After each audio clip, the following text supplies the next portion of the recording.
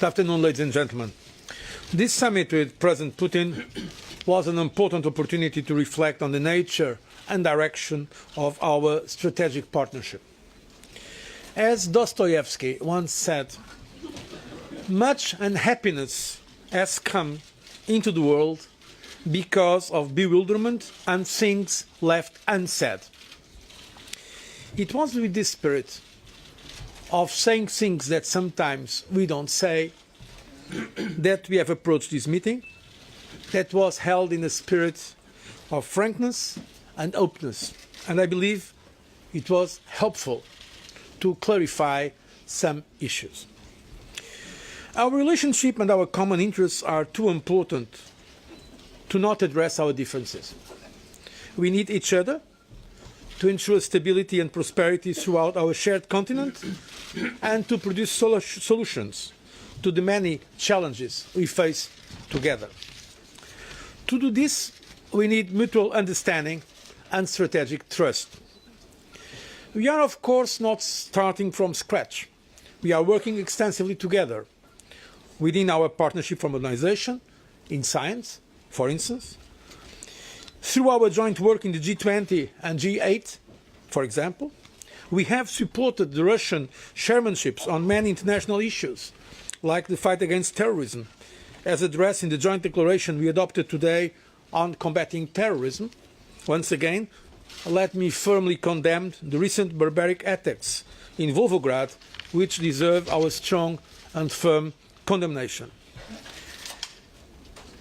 But to move forward in our relationship, we need to address some outstanding issues in which sometimes we have differences. And we also address some of these differences during our talks today. The European Union has actively supported Russia's accession to the WTO. But since then, a number of measures that we believe are trade restrictive were introduced. We believe these obstruct our economic relationship, and we also need to find a definitive solution for long-standing pending issues such as the Siberian overflights. Rule of law and fundamental freedoms, of course, are critically important also in our relationship. Another way to reinforce our trust is to work jointly in one of our most important strategic and shared objectives, to create a common economic space from Lisbon to Vladivostok. It may seem a dream, but dreams can become reality. To achieve this, we should build on the principles of respect for sovereign decisions, democratic societies and open markets. The integration of our continent will not be achieved overnight. It needs to go step by step. And the European Union's Eastern Partnership is key to achieve this strategic objective. The partnership is about extending and anchoring stability, rule of law, investment opportunities and growth beyond the European Union borders. The partnership is not against someone. It is for something. It is about making the countries in our neighbourhood more prosperous and giving their citizens better living conditions. This is something that can only benefit our other partners and certainly will not harm Russia.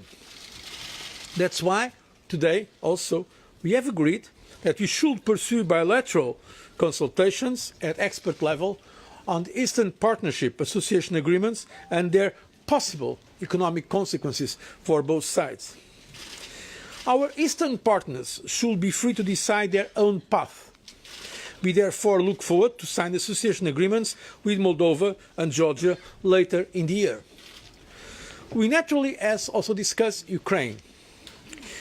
We express deep concern about the escalation of violence, casualties and reports of missing persons and violence against protesters and journalists. The use of force is not the answer to the political situation. The authorities need to engage in a serious high-level dialogue with the opposition and civil society and to repeal the laws approved by the Rada restricting civic freedoms. I called President Yanukovych last week to pass these clear messages. Commissioner Füle has travelled twice to the country in the last 5 days, and High Representative Cathy Ashton is travelling to Kiev today. I think it is both in the European Union and Russia's interest to contribute to the stabilisation of the situation based on the rule of law and respect of human rights. No one stands to gain from the absence of law, order and freedom. In this context, I want to take note of today's decision by the Rada to repeal the 16th of January laws restricting fundamental freedoms.